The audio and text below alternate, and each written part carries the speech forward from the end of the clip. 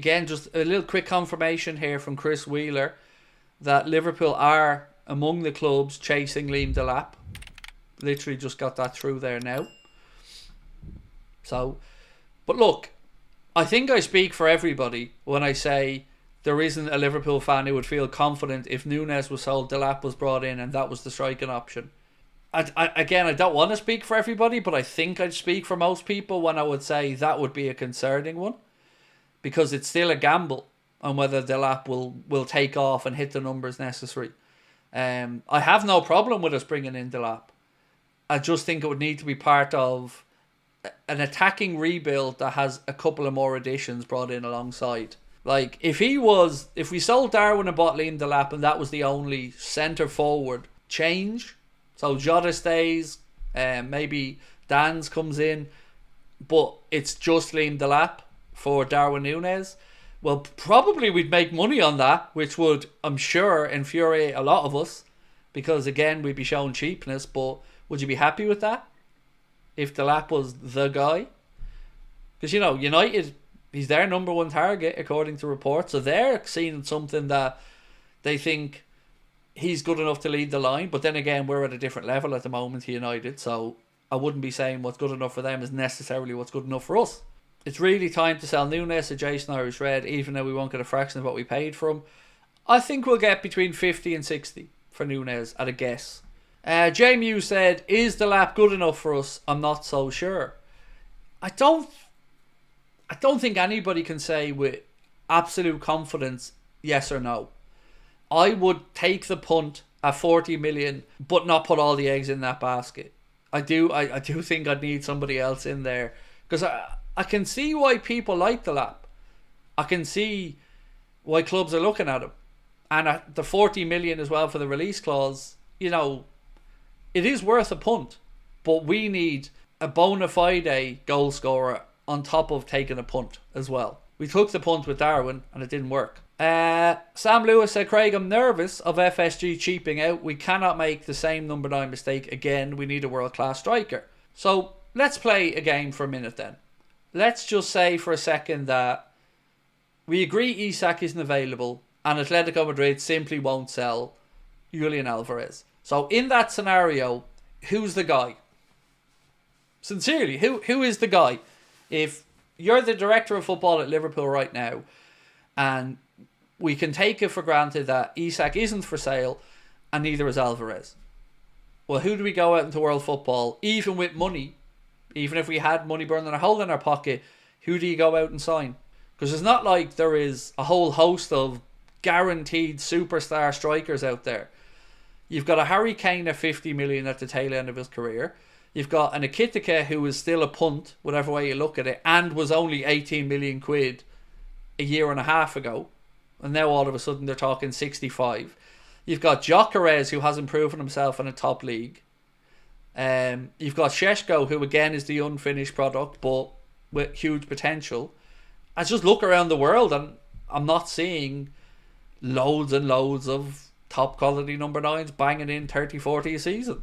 And then of course you've got Cunha as well, who again hasn't been prolific. Mark said Delap is a striker who'll need a partner up front with him. I think Delap would work really well with a second player off him, as you've mentioned. Somebody with a bit of a creative spark. Like, in a weird world, I could see Diogo Jota working well off Delap because of Jota's cleverness of movement and Delap's aerial prowess, and I could see them two, for instance, working sort of well together. But again, I say that and then the next sentence I'll say is, but Diogo Jota won't last the entire season without being injured. So Delap's right up there with goal conversion rates as well. Only Haaland and Isak have a better conversion rate this season in the Premier League. Delap's on 20% according to Bents, and 29% for Isak, 21% for Haaland. Jason Irish Red said, to be honest, happy to try Chiesa at number 9 starting this season. Manny said, Cunha is who I like. We need 2 players for every position, in my opinion. We do, Paul? Yeah, absolutely. So if Jota stays, then I think we get 1 more forward. If Jota goes, then yeah, we need 2. I think we need a striker who's dominant in the air with the amount of crosses we put into the box, said Flip. Oshu and Gyökeres are the only guys who seem to guarantee goals, but not sure they'd suit us, said Ash Forever. You've got potential players of Sesko, Delap, Hugo. Cunha is more of a Bobby type, won't get us 20 plus. Exactly. That's kind of been my point as well here, mate, with what you've said. If you keep Dans, are you worried about his injury record? Absolutely. He needs a full season somewhere, Jayden Dans. So for me, next season, Jayden Dans should be loaned out. Loaned out somewhere, either very high championship level or Premier League level. But I think Jayden Dans, more than having to prove his quality, needs to prove that robustness that you're speaking about. Similar situation to what we did with Stefan Bajcetic. I think we all agree Stefan Bajcetic is a player, and we're not doubting his quality, but we needed to see that he could have the season without his body breaking down like it did, and I think he can apply the same to Dans.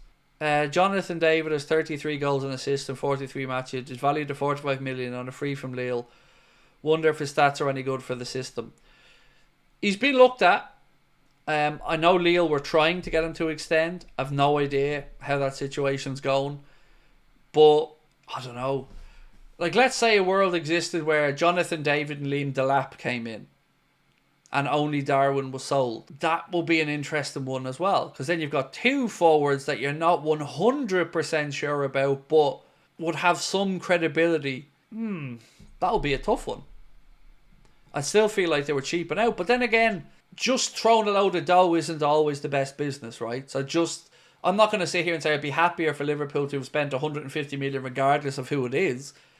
I'm not against smart business of moving a forward on for X amount of money and bringing in somebody for X amount of money if that's a very clear improvement on the one that's moved out. Sam said, Craig, I believe there's a 75% chance we get Isak. That clip of him speaking to Virgil hasn't signed a new contract in Newcastle yet. I believe there is a less than 5% chance we get Isak, and that shrinks even more if Newcastle get Champions League football.